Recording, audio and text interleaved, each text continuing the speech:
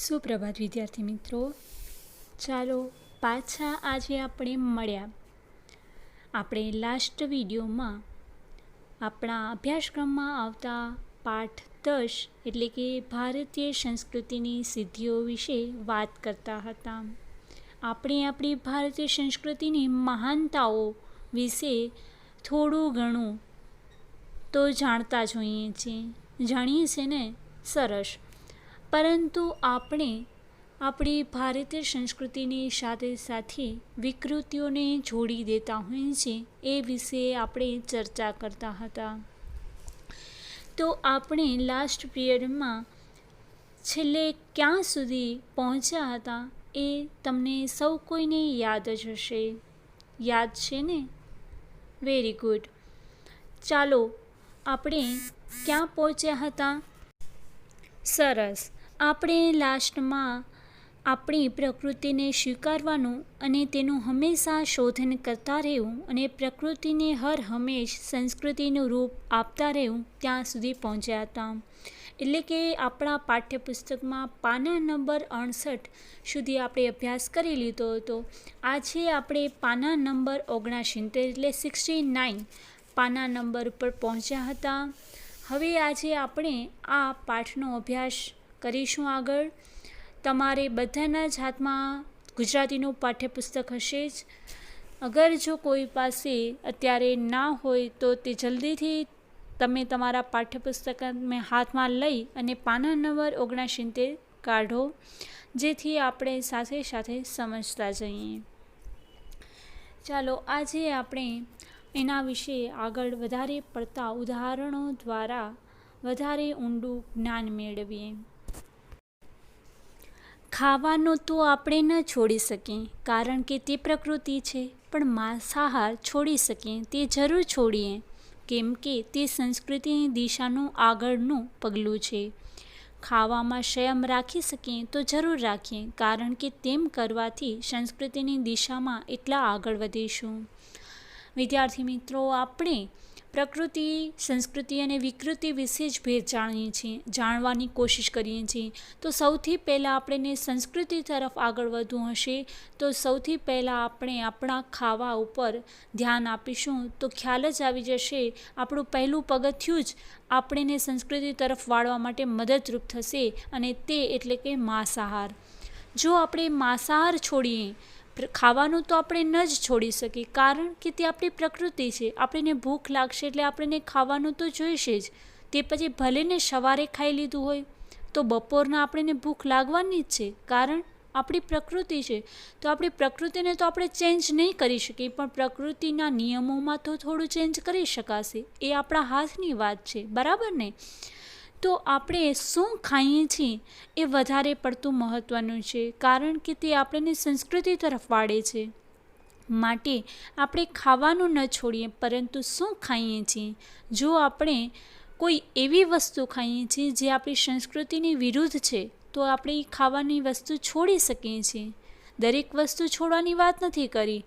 માટે માંસાહાર છોડીએ તો આપણું સૌથી પહેલું પગથિયું છે કે આપણે સંસ્કૃતિની દિશામાં આગળ વધ્યા. મારું તો માનવું છે કે વિજ્ઞાનની જેમ જેમ પ્રગતિ થતી જશે, માણસમાં વૈજ્ઞાનિક વૃત્તિ પણ જેમ જેમ વધતી જશે, તેમ તેમ વિકૃતિઓ ક્ષીણ થતી જશે અને માણસ સંસ્કૃતિની દિશામાં આગળ વધતો જશે. બહુ આગ્રહ કરીને ખવડાવવું કે અક્રાંતિયાની માફક ખાવું એ પણ વિકૃતિ જ છે. પણ આજે હજી માણસને આ સમજાતું નથી કે માણસને આપણી શરીર રચનાનું અને પાચન પ્રક્રિયાનું પૂરતું જ્ઞાન નથી. જ્યારે તેને શરીરનું અંતર અને બાહ્ય જ્ઞાન થશે ત્યારે તેને તુરંત સમજાશે કે આ વિકૃતિ છે અને તે છોડવી જોઈએ. માણસ કાયમ સંસ્કૃતિ અને વિકૃતિનું પૃથ્થકરણ કરતો રહેશે, વિશ્લેષણ કરતો રહેશે, પ્રયોગો કરતો રહેશે અને પોતાને સાચી દિશામાં આગળ વધારતો રહેશે.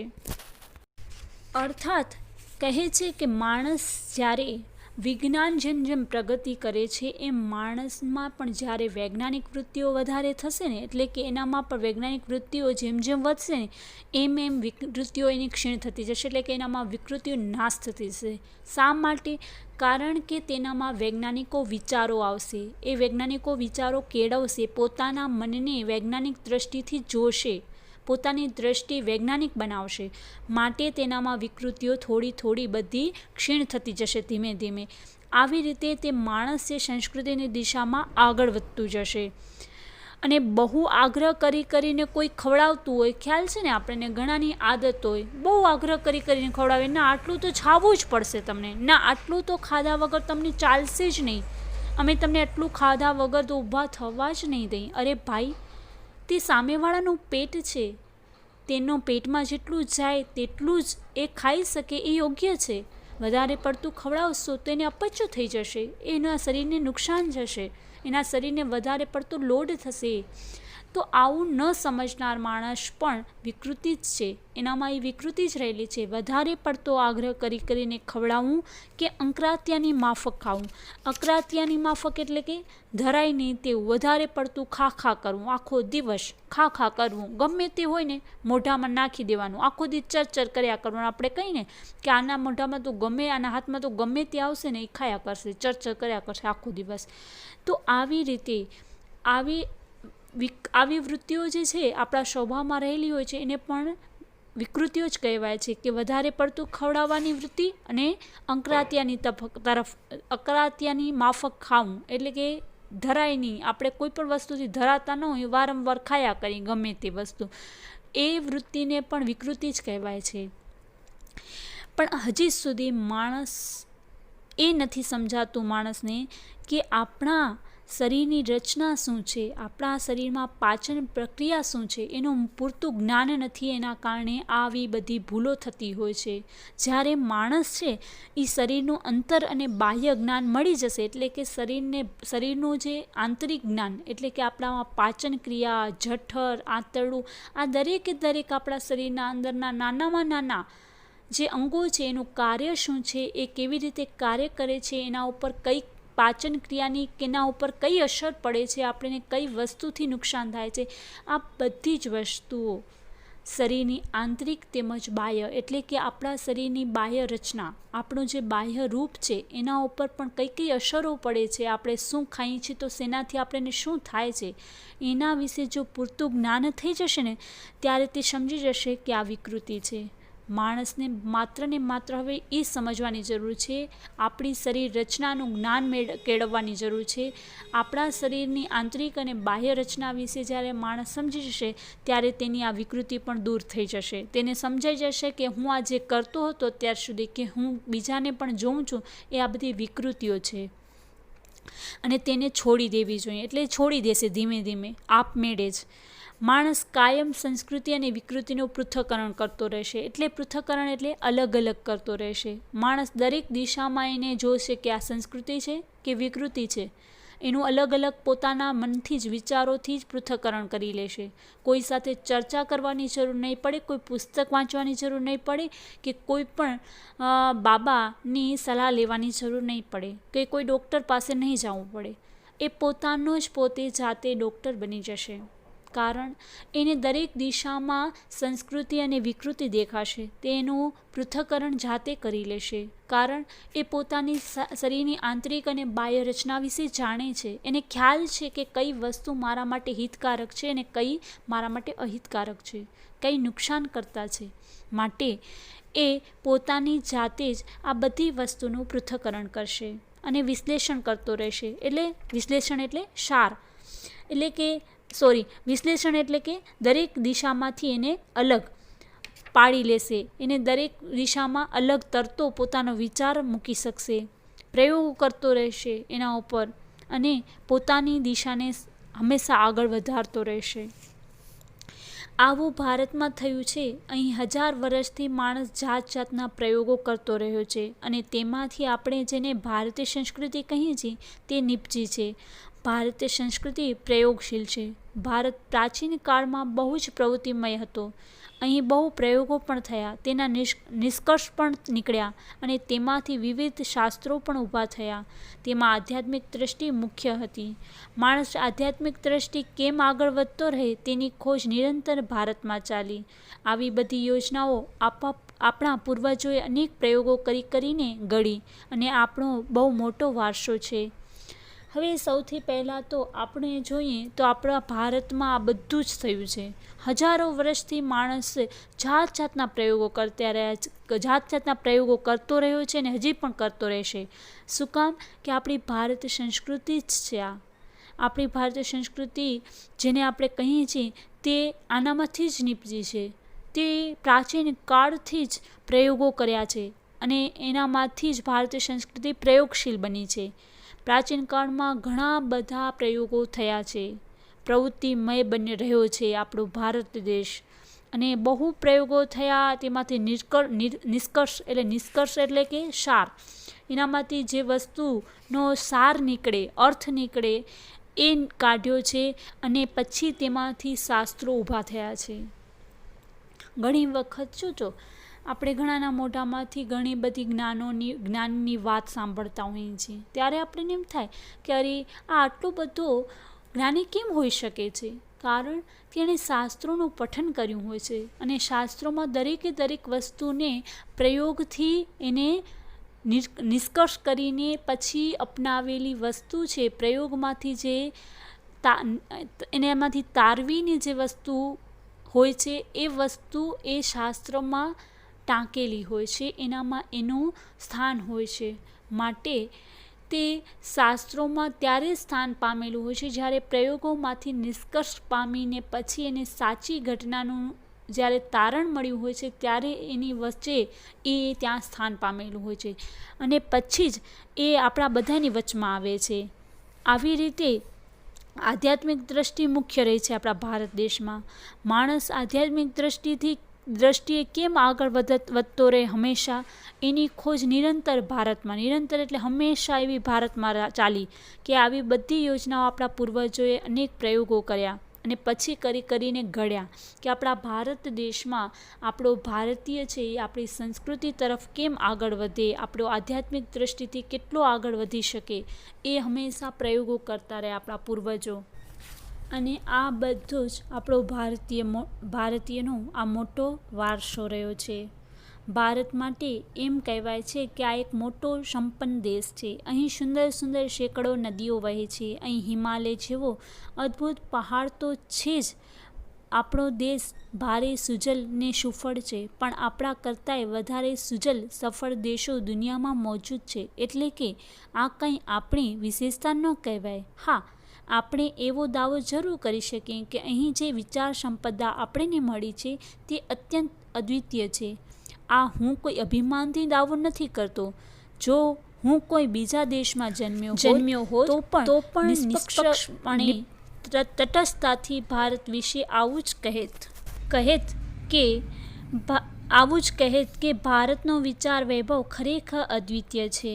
અર્થાત કે ભારત માટે એમ કહેવાય છે કે આ એક મોટો સંપન્ન દેશ છે. અહીં સુંદર સુંદર સેંકડો નદીઓ છે, હિમાલય જેવો પહાડ છે, એ તો છે જ. આ બધું જ આપણા દેશમાં છે અને આપણો દેશ સુજલ અને સફળ તો છે જ, પણ આના કરતાંય વધારે સુજલ અને સફળ દેશો પણ મોજૂદ છે, એટલે હાજર છે. આપણે જોઈ શકીએ છીએ કે આપણા કરતાં પણ વધારે સમૃદ્ધ દેશો હાજર છે. સુજલ સફળ એટલે સમૃદ્ધ. પરંતુ આ આપણી વિશેષતા ન કહેવાય, કારણ કે આ બધી વસ્તુઓ તો બીજા દેશોમાં પણ મોજૂદ છે, બીજા દેશો પાસે પણ છે, એટલે આપણી આ વિશેષતા ન કહેવાય. પણ હા, એવો આપણે દાવો જરૂર કરી શકીએ કે આપણા કને જે વિચાર સંપદા છે, આપણને જે વિચાર સંપદા મળી છે એ અદ્વિતીય છે.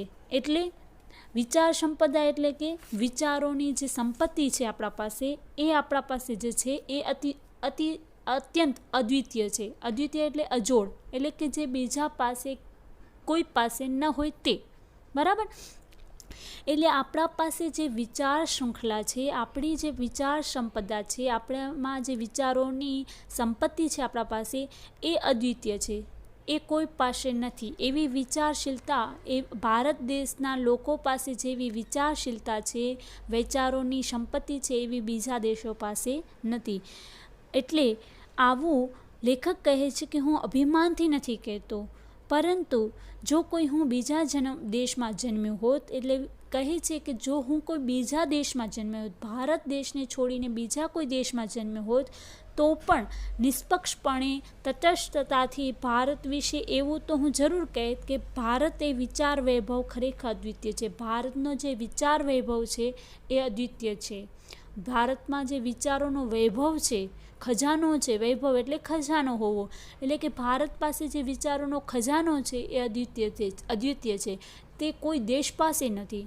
ભારતીય લોકો પાસે જે વિચારોની એક સંસ્કૃતિ છે, એક વિચારશીલતા છે, એક ખજાનો છે, એના પાસે જે એક મતિ છે, એની બુદ્ધિ છે, ભારતીય લોકો પાસે જે વિચારની બુદ્ધિ છે એ કોઈ પાસે નથી.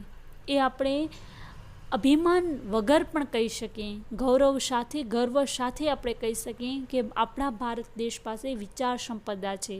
એટલા માટે ભારત દેશ સંપન્ન દેશ છે, એટલે એની આ વિશિષ્ટતા છે. ભારતમાં વૈદિક ઋષિઓથી લઈને આજ સુધી શબ્દોની એક અખંડ પરંપરા ચાલી આવી છે. હું દુનિયામાં બીજો કોઈ દેશ એવો નથી જોયો જ્યાંની ભાષામાં 10,000 વર્ષોથી એના એ શબ્દ ચાલ્યા આવતા હોય. ભારતમાં શબ્દ શક્તિનું જેટલા ઊંડાણથી ચિંતન થયું છે તેટલું બીજે ક્યાંય નથી થયું. ભારતે પોતાના પુરાણા શબ્દોને તોડ્યા નથી, નવા શબ્દ જરૂર બનાવ્યા છે. સાથે સાથે જૂના શબ્દોમાં નવા અર્થ નાખીને તેમનો વિકાસ કર્યો છે. આ શબ્દ પરંપરા ભારતમાં પહેલેથી આજ સુધી અખંડ ચાલી આવી છે અને બીજે ક્યાંય આવું જોવા મળતું નથી. આપણે હમણાં જ કહ્યું કે ભારત એ વિચાર સંપદા દેશ છે, એના પાસે વિચારોનો વૈભવ છે. એવી જ રીતે આગળ કહે છે કે ભારત દેશમાં વૈદિક ઋષિઓથી ચાલી આવીને અત્યાર સુધી અનેક શબ્દોની એક અખંડ પરંપરા ચાલી આવી છે. એટલે કે શબ્દોની એક પરંપરા ચાલી આવી છે, શબ્દોનું એક માળખું, શબ્દોનું જે એક મહત્ત્વ છે એ ચાલી આવ્યું છે, જે પરંપરા પ્રાચીન કાળથી ચાલી આવ્યું છે. દુનિયામાં બીજો કોઈ એવો દેશ નથી કે જ્યાં ભાષામાં 10,000 વર્ષોથી એના એ શબ્દો ચાલ્યા આવતા હોય. આપણા ભારત દેશમાં એ પોસિબલ બન્યું છે. અહીંયા આપણા ભારત દેશમાં 10,000 વર્ષો પહેલાંના શબ્દો આજે પણ પ્રયોગ કરીએ છીએ. આપણે હજારો પુરાણો વર્ષો પહેલાંની જે આપણા શાસ્ત્રોમાં લખેલા શબ્દો છે એના એ આજે પણ આપણે પ્રયોગ કરી શકીએ છીએ. એના શબ્દોનું એ જ મહત્ત્વ રહ્યું છે. એના એ શબ્દોનું કાંઈ જ એમાં ફેરફાર નથી થયું કે તેનું મહત્ત્વ નથી ઘટી ગયું. તો આપણા ભારત દેશમાં આ શબ્દો આજને પણ એ જ ચાલ્યા આવે છે. ભારતમાં શબ્દ શક્તિનું જેટલું ઊંડાણથી ચિંતન થયું છે, એવું નથી કે આપણા ભારત દેશ પાસે કાંઈ એવી શક્તિ નથી કે આપણે એવા જૂના શબ્દોને ભૂલાવીને નવા શબ્દો વિકાસ કરીએ, એના નવું સર્જન કરીએ, એવું નથી. પણ શું છે તો કે જ્યારે પ્રાચીન કાળમાં આપણા પૂર્વજો જ્યારે શબ્દોનું કોઈ સર્જન કરતા ત્યારે તે શબ્દ વિશે ઊંડું ચિંતન કરતા. કોઈ પણ એમને એમ શબ્દનું સર્જન ન કરી દેતા.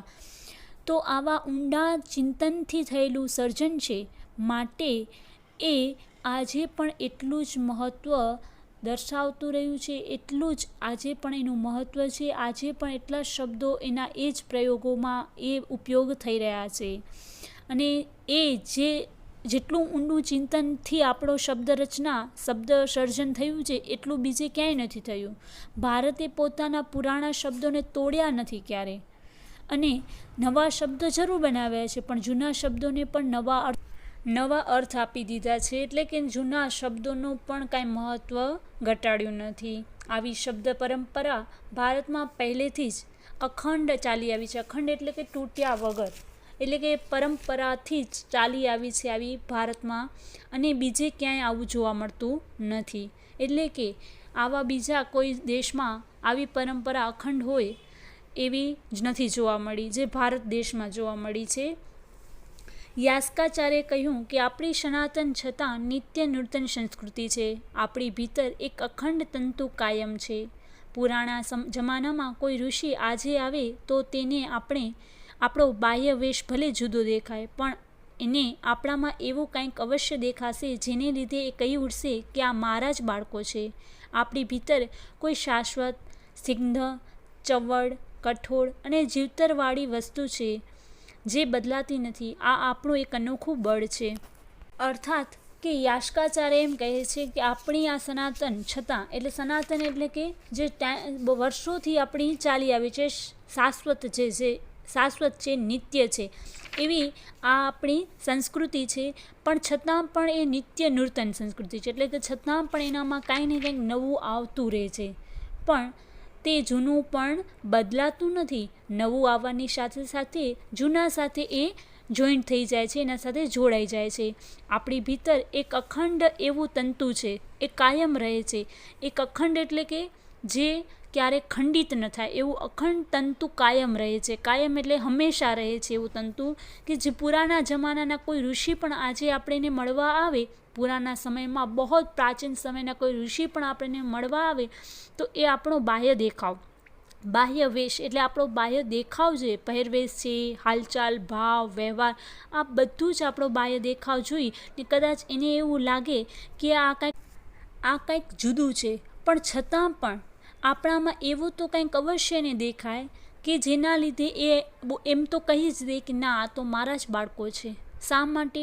કારણ કે આપણે એના સંતાનો છે, એનો પુરાવો એને મળી જાય. આપણામાં એવું કંઈક એને દેખાય કે જેનાથી એને ખ્યાલ આવી જાય કે આપણે એના જ બાળકો છીએ. આપણી ભીતર કોઈક શાશ્વત, સિદ્ધ, ચવડ એટલે મુશ્કેલીથી જે તોડી શકાય, જેને મુશ્કેલીથી કોઈને તોડી શકાય એવી વસ્તુ, કઠોળ અને જીવતરવાળી વસ્તુ જે આપણી અંદર છે, આપણી ભીતર છે, જેને કોઈ તોડી ન શકે, એને મુશ્કેલીથી તોડી શકાય. શાશ્વત એટલે કે આમ સનાતન, એટલે આવી શાશ્વત, સનાતન, નિત્ય, ચવડ, કઠોળ એવી વસ્તુ છે જીવતરવાળી, કે જેને કોઈ જ મુશ્કેલીથી નહીં, પરંતુ આસાનીથી કોઈ તોડી નથી શકતું, એને કોઈ આપણામાંથી બહાર નથી કાઢી શકતું. એવી વસ્તુ જ આપણી ભીતર એટલે અંદર રહેલી છે, કે જેનો એને અહેસાસ થાય છે ઋષિ મુનિઓને કે ના, આ મારા બાળકો છે, અને એ બદલાતી જ નથી. અને એ જ આપણું અનોખું બળ છે. એટલે આપણને એ બળ રૂપે છે. આપણી અંદર જે આ બધા ગુણો રહેલા છે, આપણા અંદર જે આ વસ્તુઓ રહેલી છે, એ આપણને બળ પૂરું પાડે છે, આપણા માટે બળ સ્વરૂપ છે. હજારો વર્ષોનો આપણો પુરાતન દેશ છે. જ્યારે બીજા દેશોનો ઇતિહાસનો આરંભ જ નહોતો થયો, ત્યારે આપણા પૂર્વજો ગૌરવ શિખર ઉપર પહોંચી ગયા હતા. અનેકાનેક પરિવર્તન આવ્યા, છતાં અહીંની પરંપરા અતૂટ રહી, જે પ્રાચીનતમ કાળ સાથે આપણને જોડી રાખે છે. સ્થળ કાળના ભેદો છતાં અહીં એકતાનું જ દર્શન થાય છે. અર્થાત કે આપણે હજારો વર્ષોનો આપણો પુરાતન દેશ છે. આપણો દેશ એ આજકાલમાં બનેલો દેશ નથી, પરંતુ શું છે તો કે પુરાતન દેશ, એટલે કે બહુ પ્રાચીન, અર્વાચીન દેશ છે આપણો. અને પ્રાચીન દેશ છે, અર્વાચીન નહીં, પરંતુ પ્રાચીન દેશ છે. અને એટલે કે ઘણું પુરાણું છે. અને એમાં આપણી જે સંસ્કૃતિ છે એ તો વધારે પડતી પુરાણી છે. જ્યારે બીજા દેશોનો તો ત્યારે ઇતિહાસ પણ આરંભ નહોતો થયો, એટલે એની શરૂઆત પણ નથી થઈ એના ઇતિહાસની. ત્યારનો ત્યારનો આ દેશ છે. અને આપણા પૂર્વજો ગૌરવ શિખર ઉપર પહોંચી ગયા હતા, જ્યારે એ સમયમાં અનેકાનેક પરિવર્તનો આપણામાં આવ્યા, અને છતાં પણ આપણી પરંપરા તૂટી નહીં, અતૂટ રહી. અતૂટ એટલે તૂટે નહીં તેવી, અને જે પ્રાચીનતમ કાળ સાથે આપણને જોડી રાખે છે. સ્થળ કાળના ભેદો હોવા છતાં આપણે અહીંયા એકતાનું દર્શન જોવા મળે છે. આપણે બધાને ખ્યાલ છે કે સ્થળ અને કાળ એટલે કે સમય અને સ્થળ સાથે આપણને ઘણા બધા ભેદો, એટલે કે આપણને ઘણા બધા પરિવર્તનો જોવા મળે છે. ઘણા બધી ચેન્જીસો આપણને જોવા મળતા હોય છે. ઘણી અલગ અલગ વિવિધતા જોવા મળે છે. છતાં પણ ભારત દેશમાં વિવિધતામાં એકતાના દર્શન તો થાય જ છે. એ આપણે બધાએ સ્વીકારીએ છીએ. અને આપણે પણ એવું અનુભવીએ છીએ કે આપણે જો ભારતીય હોઈએ તો આપણે ભારતીય જેવું વર્તન અહીંયા પણ જોઈ શકીએ, અને આપણે આજુબાજુના વિસ્તારમાં પણ આપણે એ જ જોઈ શકીએ વર્તન. કારણ કે આપણો આ એક ભારતીય સંસ્કૃતિનો વારસો છે, અને એ વારસાનું દર્શન આપણને ભારતીયને દરેક જગ્યાએ, દરેક ભારતીયમાં થઈ જ જતું હોય છે, જ્યારે બીજા દેશોમાં આવું જોવા મળતું નથી. એટલે આપણો ભારતીય ગમે ત્યાં, ગમે એ દેશમાં ઊભો હોય તો એ અલગ જ તરી આવે છે. આ એક આપણું અનોખું બળ જ છે. અને એટલે જ આપણામાં વિવિધતામાં એકતા એવા આપણે દર્શન કરી શકીએ છીએ. આપણે અહીંયા એ વિવિધતા તો છે જ, સંસ્કૃતિમાં, આપણા પહેરવેશમાં, આપણા ધર્મમાં, આપણા ઉત્સવોમાં, આપણા ભગવાનોમાં ઘણી બધી વિવિધતા આપણને જોવા મળે છે. તેના ઉત્સવોની ઉજવણીઓમાં છતાં પણ એકતા તો જોવા મળે જ છે, અને તે છે ભારતીય, કે હું એક ભારતીય છું, હું એક ભારત દેશનો નાગરિક છું, અને માટે મારે તો આમ જ રહેવાનું હોય. મારે ભારતીય સંસ્કૃતિ તો આવી જ છે, એ દરેકે દરેક ભારતીયને લાગુ પડે છે, અને એનું ગૌરવ લે જ છે, અને એ ગૌરવ આપણને જોવા મળે જ છે. બરાબર. તો આજે આપણે આ પિરિયડમાં અહીં સુધી જોયું કે ભારતીય સંસ્કૃતિ કેટલી મહાન છે. અહીં કહેવાયું છે કે દુર્લભમ ભારતે જન્મ. આપણો આ ભારત દેશ પરમ પવિત્ર દેશ છે, એમ આપણા પૂર્વજો કયા કરતા. દુર્લભમ મહારાષ્ટ્રે જન્મ, દુર્લભમ ગુજરેશુ જન્મ. એવા વચન તમે અહીં ક્યાંય નહીં મળે. તુલસીદાસજી પણ કહેશે, ભલે ભારત ભૂમિ ભલે કુલ જન્મ. 500 વર્ષ પહેલાં ગુજરાતીના કવિ નરસિંહ મહેતાએ પણ ગાયું છે કે ભરતખંડ ભૂતળમાં જન્મે જેણે ગોવિંદના ગુણ ગાયા રે.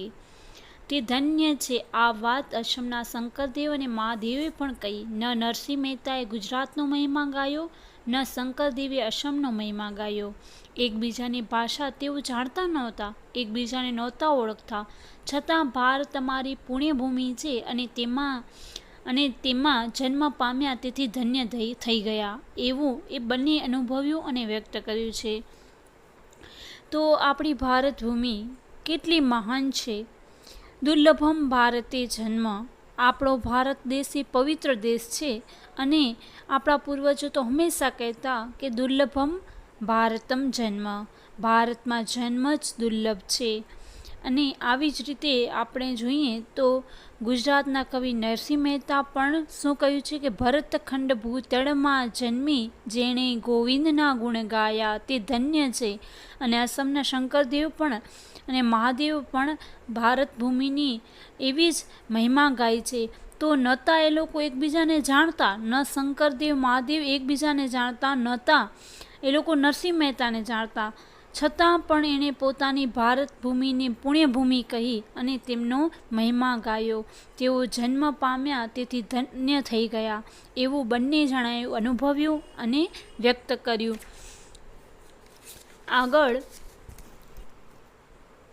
આવી રીતે આખા ભારતનું અભિમાન એ કંઈ પ્રકૃતિ નથી, બલકે સંસ્કૃતિ છે. જ્યાં એવી ભાષાઓ છે કે ન જાણતો હોય તેને શીખતા વર્ષો નીકળી જાય.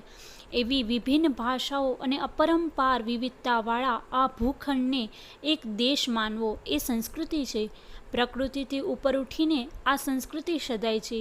એવી ભારતીય સંસ્કૃતિને આપણે જાળવવાની છે અને આગળ વધારવાની છે. અર્થાત કે આપણે આ ભારત દેશમાં રહીએ છીએ. આપણો ભારત દેશ છે એ આપણી પ્રકૃતિ નથી, પરંતુ સંસ્કૃતિ છે.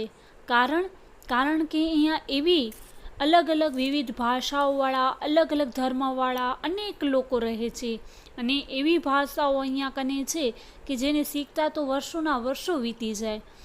ત્યારે આવી વિભિન્ન ભાષાઓ અને અપરંપાર વૈવિધતાવાળા એવા દેશ, એવા ભૂખંડને, એટલે કે એવા ભારત દેશને, આવા દેશ એક દેશ માનવો એ પણ સંસ્કૃતિ જ છે ને.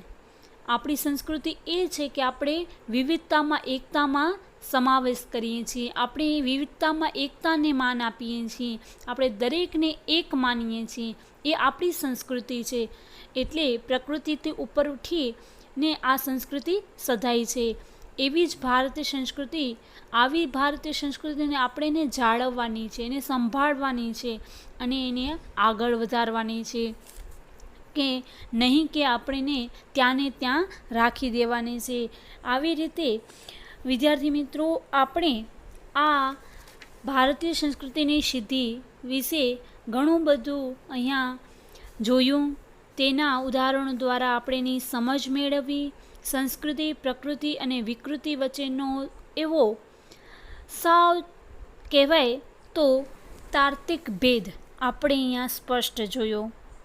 એવી જ રીતે આપણી સંસ્કૃતિને જાળવવાની છે. આપણે આજથી જ એવી પ્રતિજ્ઞા કરવાની છે કે આજથી હું મારી સંસ્કૃતિનું સંરક્ષણ કરીશ, એનું સંવર્ધન કરીશ, એનું જાળવણી કરીશ, એને આગળ વધારીશ. સંસ્કૃતિ ગમે તેટલી મહાન હોય છતાં માત્ર તેના ગુણગાન ગાવાથી તેનું સંરક્ષણ કે સંવર્ધન થઈ શકવાનું નથી.